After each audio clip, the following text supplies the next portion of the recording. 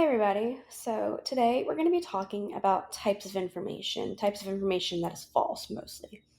So you may be wondering what the difference is between misinformation, disinformation, and malinformation, because they all kind of sound similar and they're very easy to confuse because of how similar they sound and how similar really some of them can be. So today that's what we're going to talk about, and you're going to be able to define it, see examples of it, and then we're going to talk about how we as news consumers and journalists can do better at addressing misinformation, disinformation, and malinformation.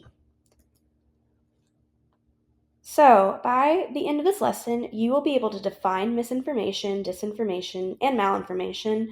You will be able to describe the differences between misinformation, disinformation, and malinformation, and you'll be able to determine whether a fact is misinformation, disinformation, or malinformation. So, misinformation. Misinformation is probably the most common one you've heard. Most people use it interchangeably with both terms, but it is very distinct from the other two. So, misinformation is a type of false information that is accidental and is not intended to harm. These are unintentional mistakes. For example, if a local newspaper gets the name of a new coffee shop in town wrong in their daily newspaper, that was an accident, it was not done on purpose.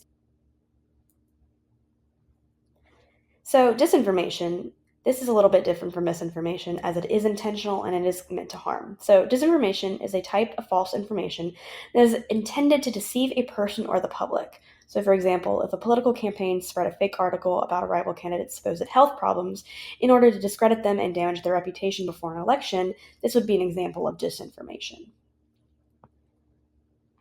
So, disinformation and malinformation are a bit tricky because they kind of are similar, but malinformation is a bit different.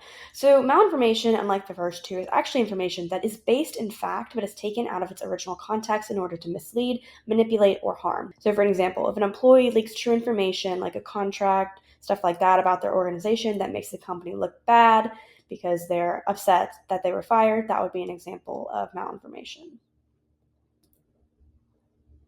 All right, guys, let's talk examples. So let's look at this first example here. For the next three examples, take some time after I explain the example to figure it out yourself. Example number one. A photo shows a local politician attending a community event 5 years ago. A person reposts that same photo now, claiming it was taken yesterday at a controversial protest, hoping to make the official look bad.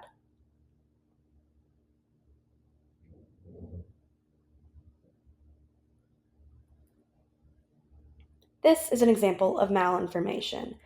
Because the photo was true and it was taken at some point, it is still a true fact. However, it was taken out of its original context in order to mislead, manipulate, and harm. Let's take a look at the next example.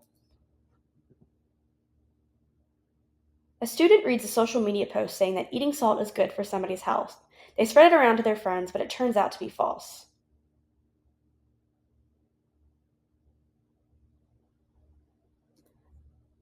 So, this is an example of misinformation. The person who was spreading this information was not intending to harm anybody, but they were spreading it around anyway, even though it was false. So, let's take a minute to look at our last example as well. A political group creates a fake news article claiming a rival candidate was caught stealing money from a charity, even though there's no evidence or truth to the story. They post it online right before an election to sway voters.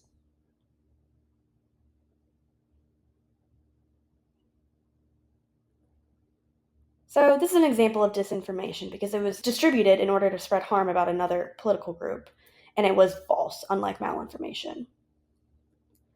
So, let's do some review. Misinformation is false or misleading information shared unintentionally, and it is not meant to harm typically. Disinformation is false information shared on purpose to mislead or manipulate, and this is typically intentionally. Malinformation is information based in fact and truth, but it is shared to cause harm and is often taken out of context or leaked information. So, I wanted to take a little bit to talk about the implications for journalists or for news consumers or really anybody who's looking to address issues within our media and how information and truth gets distorted.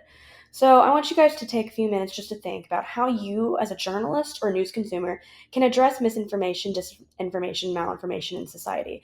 I think this is an especially relevant question because of how much technology is changing. We have AI coming in. We have all of these different news organizations being targeted by certain political leaders, all this sort of stuff. So there's a lot of things we as journalists or as news consumers need to consider. And I think that this is a good time to start thinking about it as well. But if you're done, that is the end of the presentation. Thank you guys so much for listening. I hope you guys become better media critics and better media consumers by the end of this presentation.